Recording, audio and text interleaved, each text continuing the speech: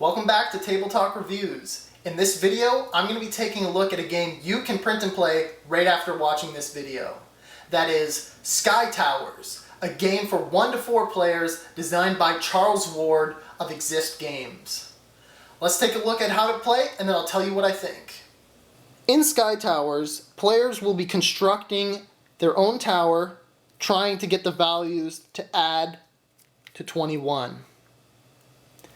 At the end of the game, players will score points for yellow kites pictured on cards in their completed towers. If this tower is incomplete at the end of the game, it will not score points for any kites on those cards. On a player's turn, they take 2 actions: play, draw, or return. They can take the same action multiple times and in any order, either play and draw, or draw and play, or play twice, draw twice, and so on.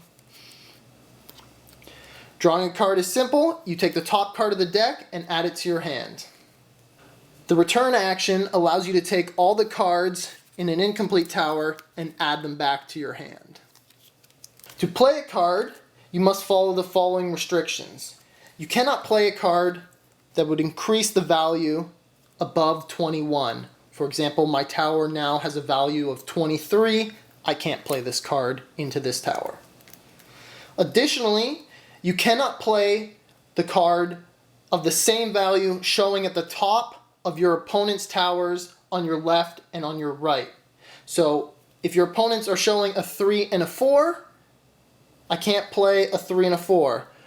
Or if this card is not here, I can't play the 5 that I want to use to complete this tower. But I could instead use 2 plays and play a 4 and a 1, completing the tower in a different way. Some cards have additional restrictions, such as 1s. They can only be covered by other 1s. So you can play a 1 on top of a 1, but I can't play this 1 down and then try to complete this tower with a 4. That is not a valid move. 10s, on the other hand, must start a tower. You can see the ground pictured on the card, and it has the reminder that it cannot cover another card. So I must start the tower with a 10 and then cover it with other cards. I cannot play a 6 and then cover it with a 10. As you can tell by the card art, it doesn't really make sense. It has to start a tower. Pictured on the cards are the card value, and the number in the top right corner is the number of cards of that same value in the deck. The text on the side of the card is a special ability, if any. 10 and 1 are placement restrictions, as explained earlier. 2 and 3 have no special abilities, but have kites pictured on them. 4 has the special ability that you can play as many number of 4s as you have in your hand as 1 play action. 5 has the special ability that everyone discards down to 5 cards. So when I play a 5 into my tower, starting with myself, the active player, I discard cards from my hand to the top of the deck. And then each player in clockwise order will do likewise, adding their cards on top of mine. 6 allows you to draw a card for free from the deck, or you can ask any other player for a specific value of card, kind of like Go Fish. Do you have a 5? 7 has no special ability. Lastly, 8 and 9 have the same special ability. There is only 1 8 and 1 9 in the deck, and they allow the player who plays them to gain 1 additional action, and they can be played on any opponent's tower or your own tower. Now I can hear you asking, why would you want to play a card on an opponent's tower and help them get closer to 21? Well, imagine the scenario where their top of their tower is preventing you from playing the card you need to complete your tower. Or if you have one of the bonuses in front of you and you see that they're about to complete that, you could sabotage them by playing an 8 or 9 into their tower, thus not meeting the requirements of the bonus card. The last thing to consider when constructing your towers are these bonus cards. If you complete a tower as instructed on the bonus card, you will take that card either from the center of the table or from in front of a player who previously completed that bonus card. The player with the bonus card at the end of the game scores the pictured yellow kites on the bonus card. So for example, the Tokyo bonus requires that you complete a tower only using cards of value 1, 2, and 3. So for example, you could play a ton of 3s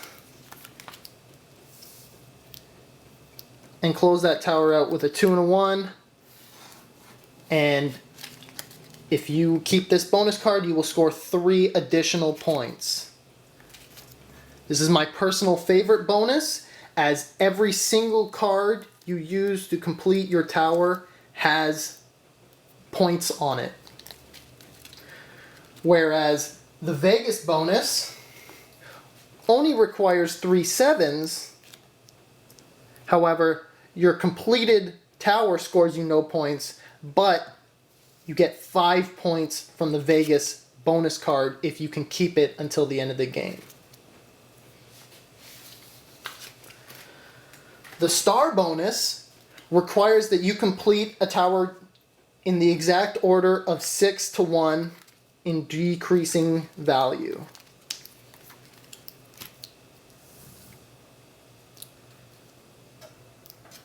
That will earn you an additional 3 points. And lastly, the romance bonus requires that you complete a tower that contains 4 4s or 4 5s. That can simply be 4 5s in a row, topped with a 1, or it can be broken up. You could play 2 4s, a 5, and then another 2 4s, completing a wacky looking tower that'll earn you 3 additional points. To begin the game, deal 5 cards to each player, and the youngest player will begin by taking their 2 actions.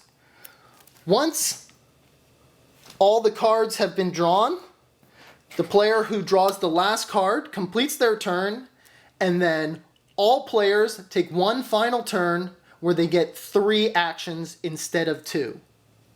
So ideally, you want to make sure you have cards in hand to be able to complete your last tower on your final turn. Then players tally up the number of yellow kites on their completed towers, and whoever has the most is the winner. And that is how you play Sky Towers. One important note from the designer is that the number of cards in the game will be changing, as after some additional feedback, they realized at 4 players, some of the card values run out too quickly, and I agree. I think this is a welcome change. If you noticed, the Vegas bonus only requires 3 7s and there are 5 in the game. That means the first player to complete this bonus secures 5 points and can never have it stolen for the rest of the game. Aside from that, I found Sky Towers to be a fun, light card game to play casually with friends. It has this great, cute artwork with Godzilla, and it's fun to build these different looking towers. I love the 4s that sort of lean and sprawl across the table, and the timing was a really interesting aspect in this game. You think, oh, I'll just build my tower, score some points, and get this bonus. Oh, wait a minute, my opponent is going for that same bonus. I better slow my roll and try to wait for them to complete it first, so that as soon as they get that bonus, I complete it right after them and steal it away. You really have to time the completion of your towers to get those bonuses just before the game ends. And there's another timing aspect of the last turn having 3 actions. You kind of want to make sure that you're going to be able to score some points on that last final turn. You might hold back, a 10, 6, and a 5 or something like that, so on your last turn you take 3 plays and score some additional points. My one complaint with this game is the 2-player version. I didn't go over it in the rules, but with 2 players, each player builds 2 towers simultaneously and both towers block your opponent. Now, this sounds fine because in a multiplayer game, 2 towers are blocking you at all times. But in 3 and 4 player games, those players are building 1 tower and they have incentive to play in their towers to complete it for points. Whereas in a 2-player game, you can use 1 tower exclusively to block your opponent and the other tower to complete and score points. And it devolves into this sort of mean stalemate of, you're going to block me, I'm going to block you, and you just sit there drawing cards, and it's not as fun as just building these wacky towers and trying to maximize your points as best possible. Aside from that, this is definitely a game I recommend. Just print it off and give it a try yourself, and let me know what you think in the comments. Remember to like and subscribe for more board game reviews, and I'll see you in the next video.